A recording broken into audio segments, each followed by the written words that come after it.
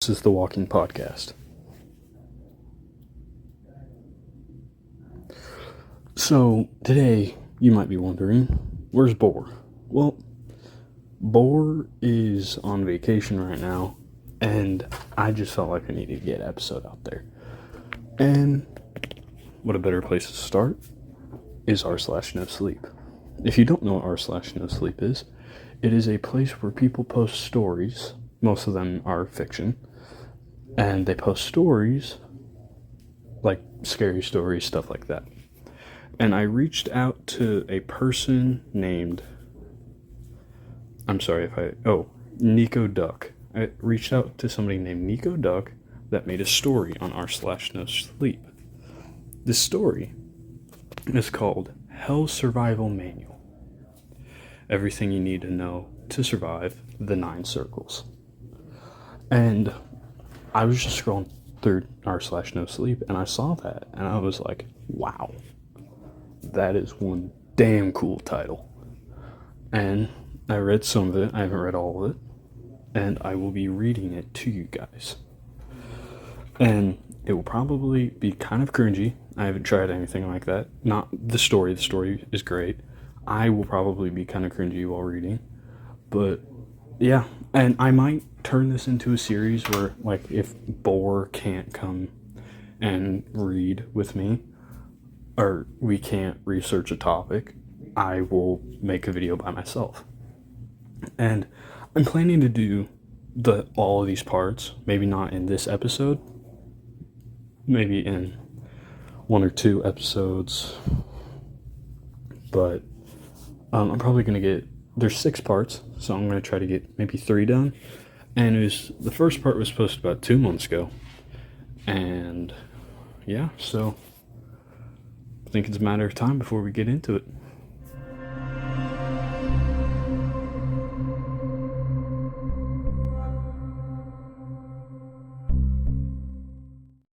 Survival Manual. Everything you need to know to survive the 9 circles. I can't believe it worked. Those nuts from Silver City were right. Even a broken clock is right twice a day. For now, that doesn't matter. I'm free. Damn, how I miss the fresh air. Although things up here aren't exactly as I remembered. I still feel a strange weight on my heart. I can sense it. If I died now, I'd go straight back to that place. I have to do everything to prevent that from happening, which means clearing the weight from my soul. Not exactly in a situation where I can help others. Damn, I can barely help myself. For now, I'm living in a homeless shelter while trying to find a job, which is kind of a hard thing to do when you don't have documents or a history or any kind of record. I mean, I did have those things once, but after I died. I'm sure my dear wife, with all her love and passion, threw them in the trash. Damn, that's actually sad. Sorry, that is not a part of the passage. I have to say, loving this so far. I love how, obviously we don't know how this guy has gotten out of hell, or she, I'm not sure who the character is yet. I'm just loving it already. It's great. It's beautifully written. I love how a lot of stories out there will be like, oh fuck, shit, all this other stuff, just cuss up a storm. This one doesn't. This one is beautiful how it's written. I love it. And yeah, I'm just gonna get back into it before I keep rambling on, but so far, props to you, nekkoduck. I think that's right. If I'm not right, I'll put something in the video, or I don't know. But let's get back into the video. The library's Wi-Fi sucks, and this computer must be older than the concept of time, but it'll do. It has to. I stumbled upon this place while searching for experiences similar to mine. I have no idea if half of the accounts here are real, but I hope you believe mine. I escaped from hell. I still vividly remember the centuries I spent there. Yes, centuries. Time seems to move more differently when you die. I'm writing this here in an attempt to do a good deed and stay in the good graces of the man upstairs. Maybe by reading this, you'll decide to live a good life, like monks in Samaria. Sorry if I butchered that. Or donate all your belongings to the first charity that comes along. You know, become good people. If for some reason you end up in that place anyway, let this serve as a quick guide of what not to do, and if you're lucky, survive hell and find a way out. Man, that gave me chills. That line, I'm loving this. I've already said this. I gotta stop interrupting. But nekkoduck, oh my god, I think I'm gonna have to read. I don't want to overdo myself, but I am tempted to read all of the parts in one episode. I'm just gonna get back into it because I gotta stop rambling on. But yeah. Now where was I? I'm getting strange looks from the lady behind me, the counter. Better hurry up. I still remember the sensation upon waking up. One moment I was on an operating table, vision blurred, doctor yelling at the anesthesiologist. Sorry, I butchered that as well. Lights dancing. From what I could gather, the bastards had gone out to have fun a few hours before my surgery, clocked in, not so sober, and ended up screwing up the dosages, waking me up at the worst moment. A domino effect started, resulting in massive loss of blood. When I came to my senses, I was dead. It was horrible. I feel claustrophobic just remembering it. It was as if I were trapped in a cast of cement covering my entire body. I couldn't see. I could barely breathe.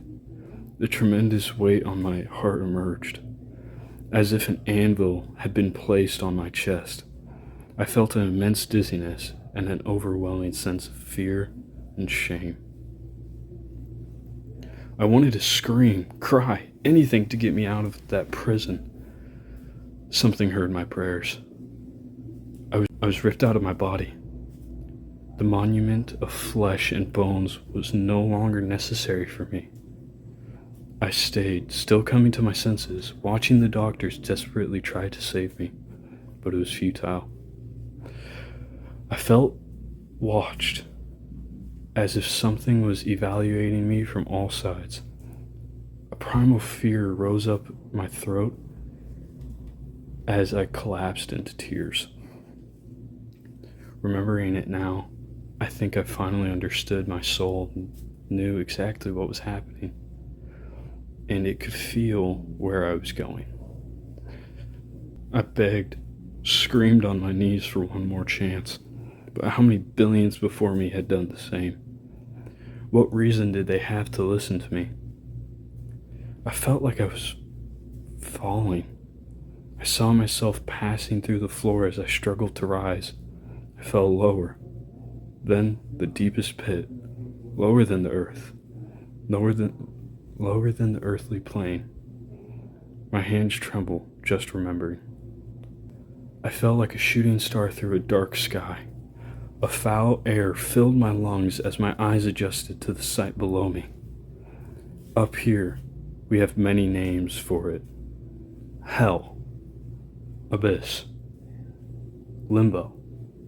Down there, they call it Gehenna, the last city to ever exist. My first day in Gehenna was like those of many who came before me. I fell like a sack of shit into a pit of tar. Still in shock from it all, I struggled trying to get out. That black goo is always as hot as Satan's oven, sticking to your skin, and if you don't get rid of it quickly, it can dissolve you in a matter of minutes. I fought until I was out of strength and sank, agonizing as if I was drowning in boiling oil. My screams of pain muffled by the pit until my last moments. For the second time that day, I died. Imagine my surprise when I woke up again, falling directly into the black lake. I don't remember how many times I suffered in that loop until I managed to escape naked and with my legs red raw. Around me, collapsed buildings and filthy houses, uneven ground with sharp and jagged rocks. Everywhere I went, a black sky through which people fell constantly, and a foul air that weighs heavy and hurt to breathe. I could hear strange grunts, like those of a hyena. Okay, so, like I said again, hate to interrupt, loving this. I liked how, like, I don't know why yet, I bet, who knows if there'll be an explanation or not, but how there's just houses and apartments, or houses and buildings, just there. It doesn't, so far there's no reason yet, but it's like there was a civilization down in hell at some point, but now it's almost turned into like it is hell. Yet again, nekkoduck, thank you for writing this. This is beautiful told story. I am absolutely loving it, and I gotta shut up now and stop interrupting. All right. With fear gripping me, I followed my instincts and fled, running aimlessly with bare feet sticking into the ground towards the city. I could hear something following me, several things hunting me. I seemed to be enjoying the exercise. I don't know what was worse, not knowing where they were or what they looked like. In the distance, I could see what looked like the entrance to a subway. Without thinking, I ran, fear propelling my body, which only became heavier with each step. I could hear the pants of the several creatures behind me, the flapping of the wings, and the cacophony.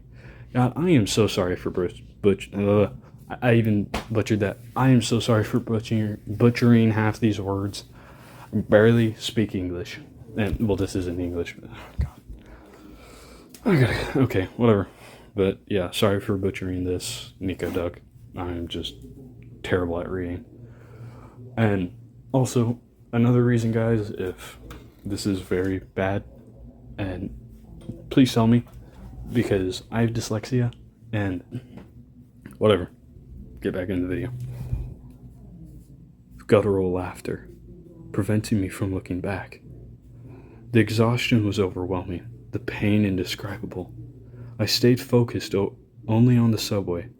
Maybe I could lose them down there. With only one last effort, I threw myself down the stairs and was embraced by darkness. Crouched behind a bench and covered my mouth, trying to control my breathing. With my eyes fixed on the stairs, I could clearly see the figure of the monster descending them.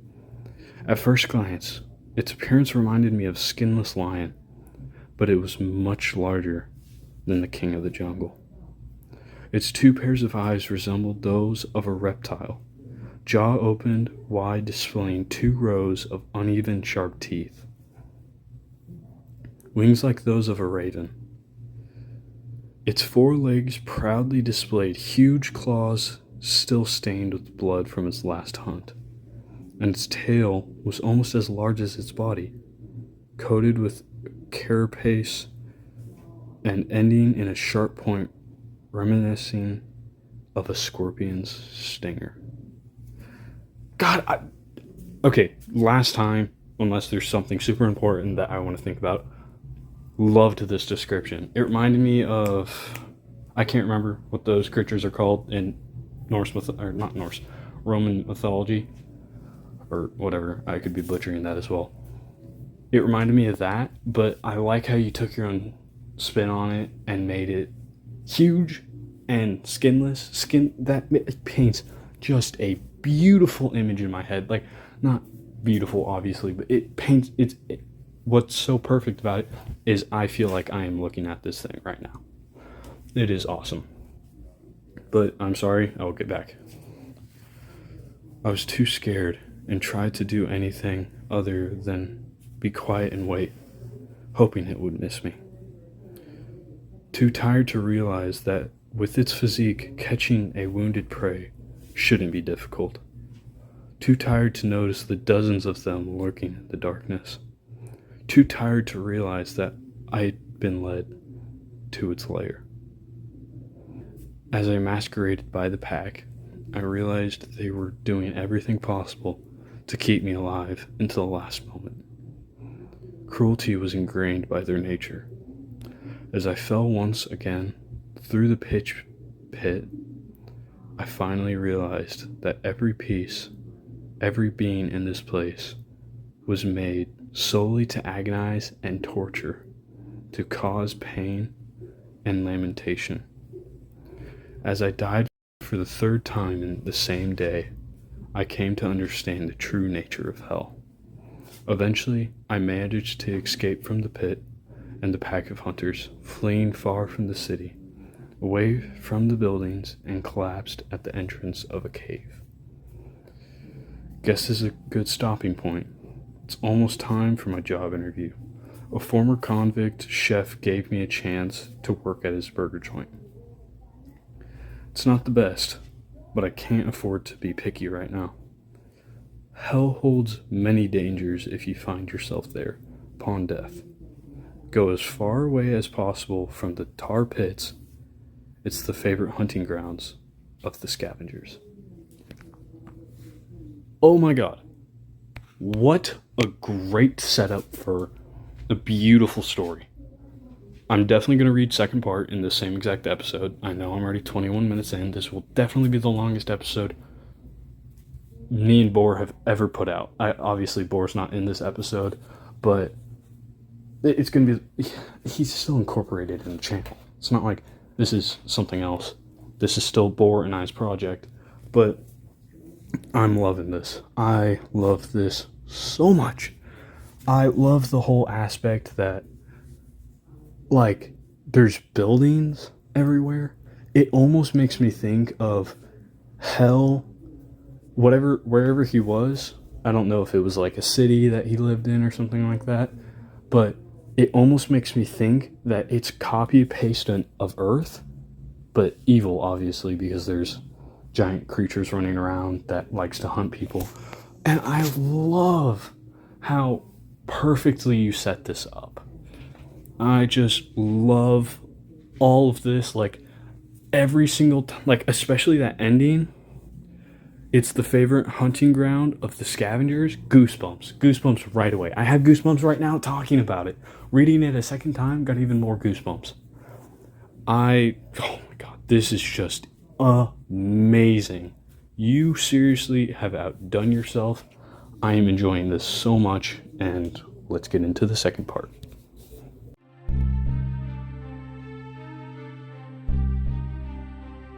Hell Survival Manual.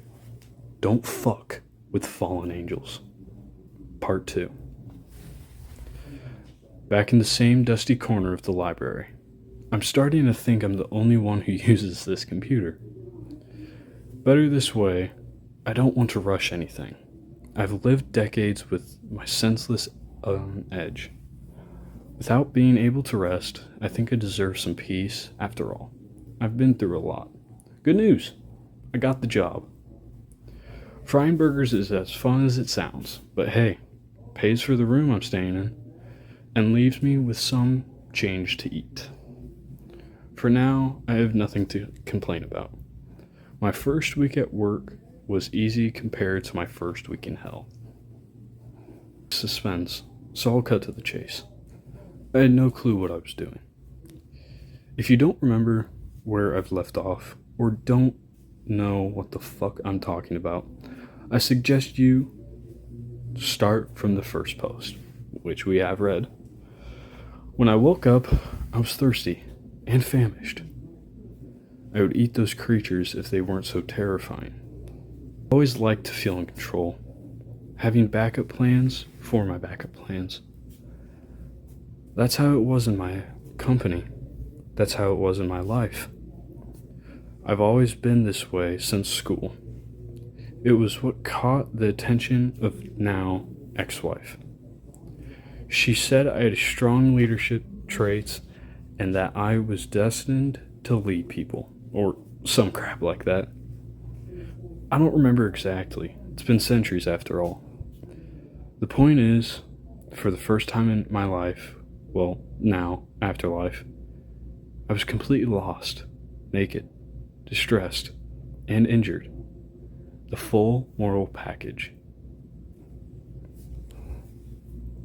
Before wandering aimlessly, I needed to at least sort out the chaos that had taken over my mind. At this point, I had it right. If any of you end up in that place, just accept that you're screwed and try to make the best of it. Denial won't get you anywhere. I was dead. I was in hell. And for some reason, I could still die, but always come back to the same place. Those things. I definitely don't want to see them again. So in the end, I decided that the city was a horrible place. But where to go next? I needed clothes, food, shelter. Peering through the mouth of the cave, I saw the place. I had arrived in my desperation to escape those pits of torture. A gray plain with dead, twisted trees. Tall as pine trees, but all bore a hauntingly human shape in their trunks. I felt watched as I looked around. In the distance, the city still stood out among the throng of people descending upon its skyscrapers. At that moment, I wished so much to have escaped with someone. I've never been a very needy guy, but when the fear of unknown embraces you, your primal instincts tells you to seek salvation in numbers. In truth, I was lucky not to have bumped into one of those psychos so soon. I just didn't know it yet. I love that because this guy, I don't know what he did. He could be a psychopath, he could have killed people, or he could just not have been the nicest person to end up in hell. But I love how, like, it's not really like let's buddy up and all be survivors together because we're in hell and we have to survive. We just got here for no reason. No, you made it actually where it's like bad people are there. People he's gonna eventually, maybe, I'm not sure, he might eventually find a bad person. I could be 100% wrong with that, but I'm throwing that out there. Let's see. Also, I really liked the whole thing about the human shaped in their trunks. It is, I don't really know how to picture in my head. I kind of do, but at the same time, not 100% sure. But I love that because the woods are always like a scary thing to think about. But the fact that it's like, city's already bad. They've got all the demons running around. But the only other place you can go, so far of what I know, are the woods, and you feel like you're being watched before you even get in there, or maybe you are in there, but I could be reading this wrong. It's so terrifying to think about because it's pretty much said he's hopeless. He's by himself in there. God, I'm getting goosebumps reading this. I love this. Again, like I've said, I love this. Alright, let's continue. Much choice, I slowly emerged from the cave and ventured deeper to the depths of the woods. Hell is stranger. Its flora, fauna, and biomes have been meticulously engineered to cause stress and confusion in humans. Yet amidst it all, inhabitants have found a way to adapt. As I walked through the corrupted forest, I could hear strange wails echoing through the wind. Sometimes they seemed to draw near, but there was never anything when I turned around. My throat longed for water. I was so tired. But I had to continue. Something was off with that place. I feared if I fell asleep, I would turn into one of those weird trees and be stuck there till the end of times. I love that. That is beautiful writing. I didn't even think of that. That the trees could be people. That, ooh, that's so scary to think about. Like being stuck somewhere. It's so claustrophobic to think about. Like, that is just beautiful. So I kept walking. Even when the trees grew mouths and whispered promises of an eternal and blissful dream.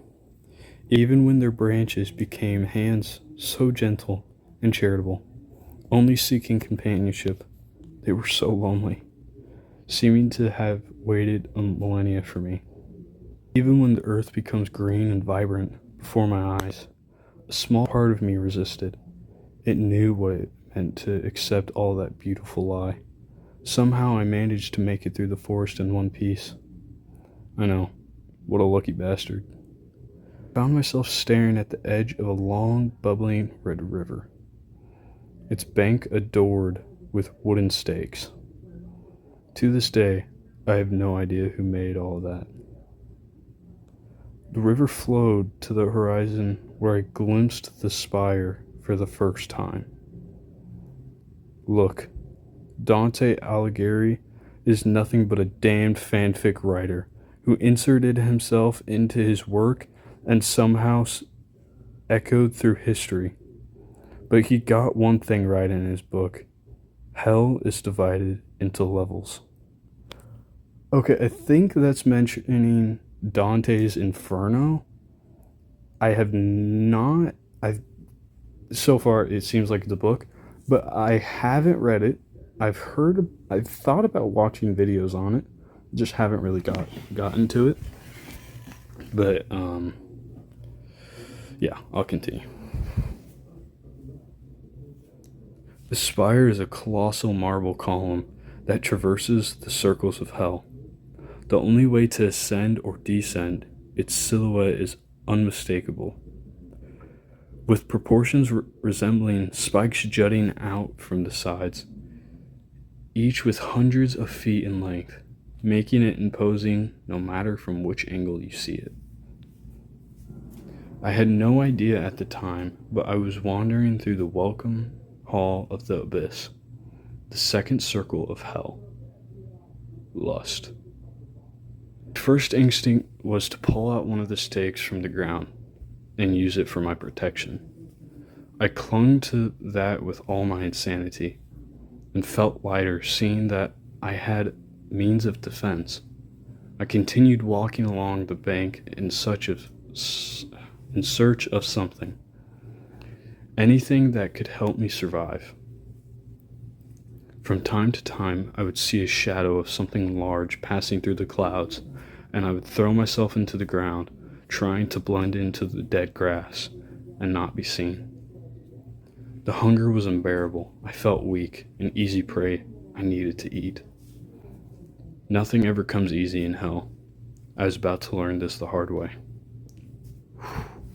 I also like is that something I'm curious about is if he dies, like right now, if he dies, would he go back to the tar pit? And also, something is that lust, I'm guessing this is based off the 7 deadly sins.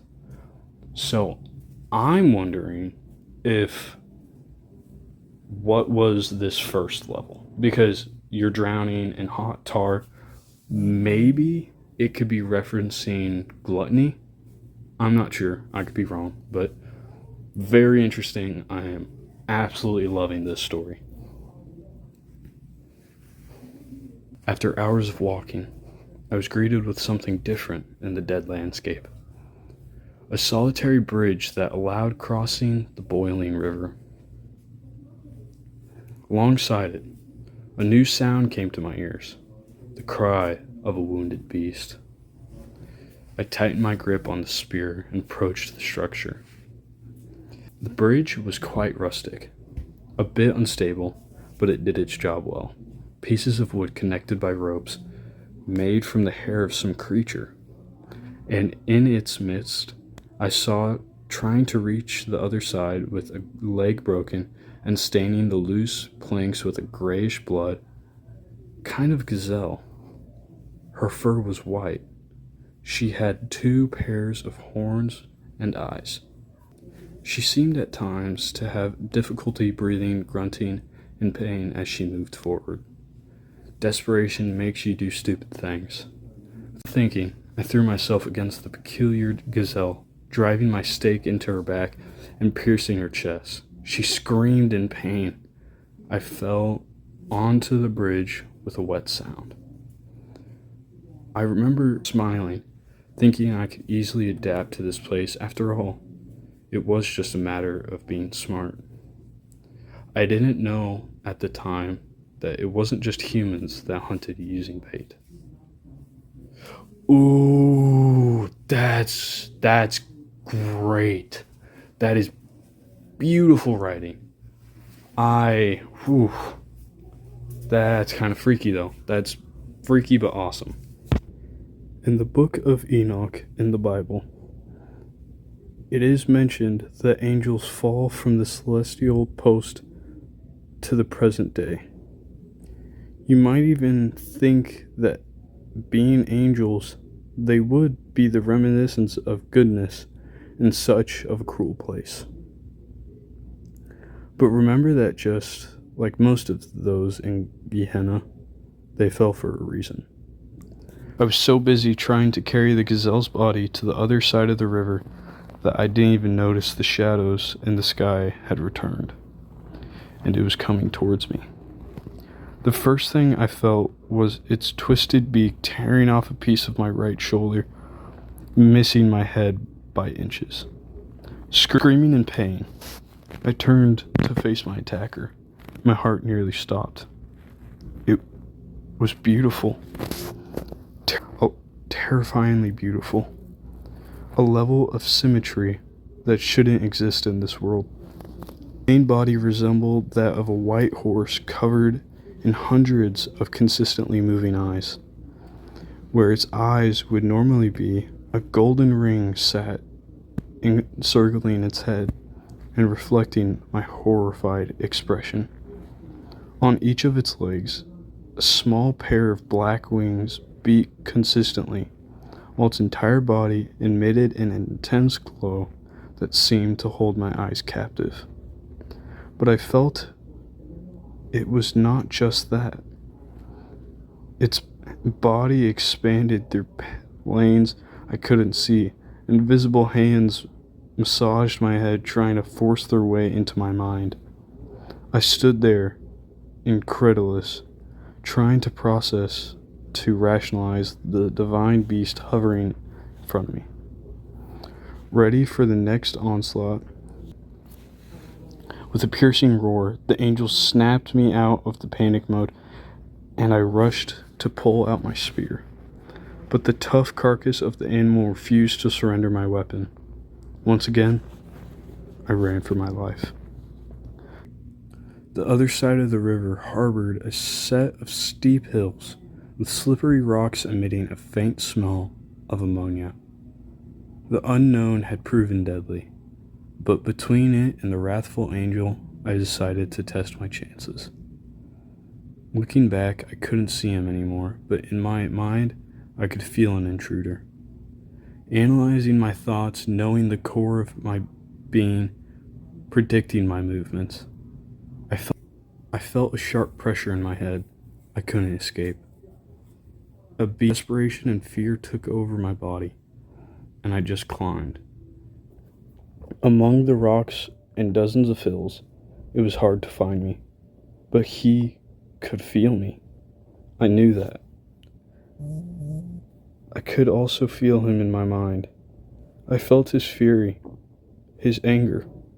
He told me everything you know, everything he would do to me when he found me. In a sophisticated and forgotten language, but for some reason, I understood it. I was huddling among the rocks and cried, the danger increasing every minute in a ridiculous act of desperation. I prayed for mercy, which is the worst thing you could do with an angel nearby. It's like sending a signal up, I am here! After that, he easily found me. I thought I was going to die, but he wouldn't spare me from torment so easily. With his perfectly gleaming teeth, he grabbed me, and I was taken towards the spire, towards his nest. Angels are like cats. They love to play with their prey. I was bound to a rock on one of the protrusions of the spire, hundreds of meters from the ground. He would disappear for days, returning and slowly feeding on me, relishing in my suffering. I thought I would be condemned to this for the next few years, and I would be, were it not for my fortunate surprise. One day after a fruitful session of torture by my captor, I was awakened by gentle touches on my head.